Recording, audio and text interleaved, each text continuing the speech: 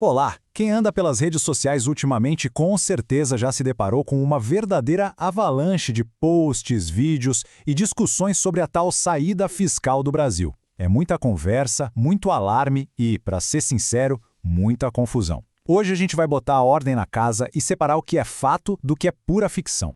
A grande questão, aquela que está tirando o sono de muita gente, é essa. Será que a Receita Federal vai iniciar uma espécie de caça às bruxas contra quem se mudou para o exterior e não formalizou a saída? O medo é palpável.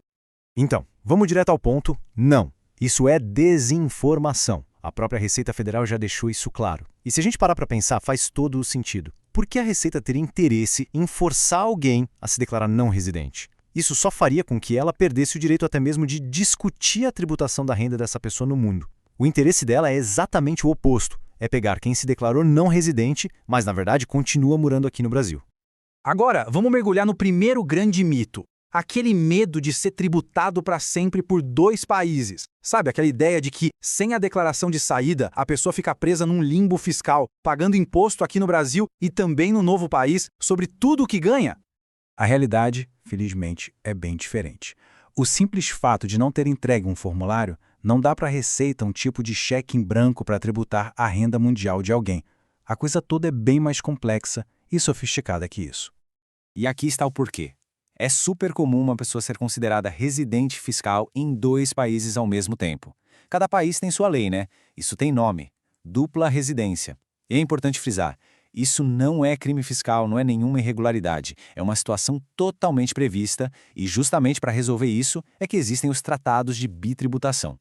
Bom, aí vem a pergunta de $1 milhão, certo? Se a lei do Brasil e, sei lá, a lei de Portugal dizem que a pessoa é residente nos dois lugares, quem é que, no fim das contas, tem o direito de tributar tudo que essa pessoa ganha no mundo inteiro? A resposta está na famosa regra de desempate, que está lá, escrita nos tratados internacionais. Ela funciona como uma escadinha e tem uma ordem exata a ser seguida. Primeiro, o tratado olha onde a pessoa tem moradia permanente. Se tiver nos dois, aí passa para o segundo critério, onde fica o centro de interesses vitais, ou seja, onde as relações pessoais e econômicas são mais fortes. Se ainda tiver dúvida, o critério é a permanência habitual, e só em último caso a nacionalidade. É esse o processo que define qual país leva, qual país vai ter a primazia para tributar a renda global. Ok, se os tratados são tão poderosos assim e resolvem essa parada da dupla tributação, quer dizer que fazer a declaração de saída é tipo opcional? Que dá para simplesmente ignorar essa burocracia toda? Bom, vamos pro nosso segundo mito. E aqui a gente precisa separar as coisas. Uma coisa é o tratado definir quem tem o direito de tributar. Outra, bem diferente, é a lei brasileira definir as obrigações administrativas do contribuinte. E a entrega da comunicação e da declaração de saída definitiva é sim uma obrigação. É o que o pessoal do direito chama de obrigação acessória.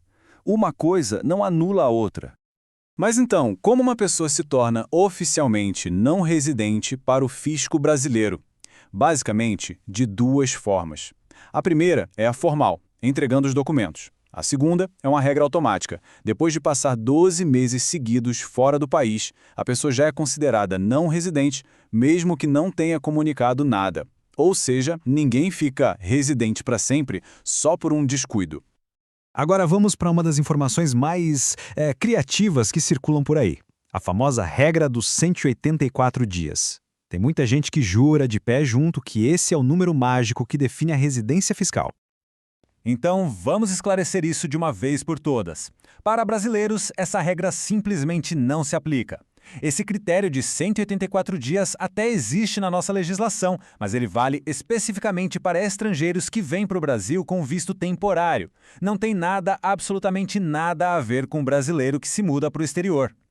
Para o brasileiro, o que realmente importa é um critério subjetivo, o chamado ânimo definitivo.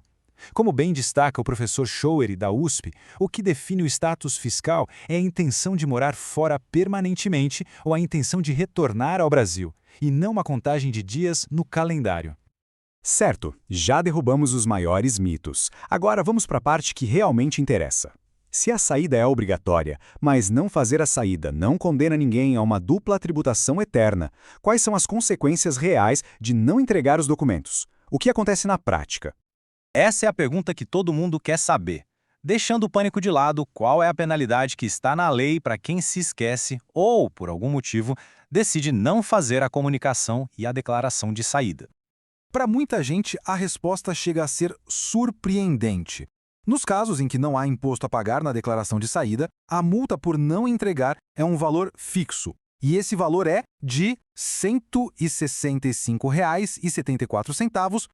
Como a gente pode ver, os cenários são bem claros.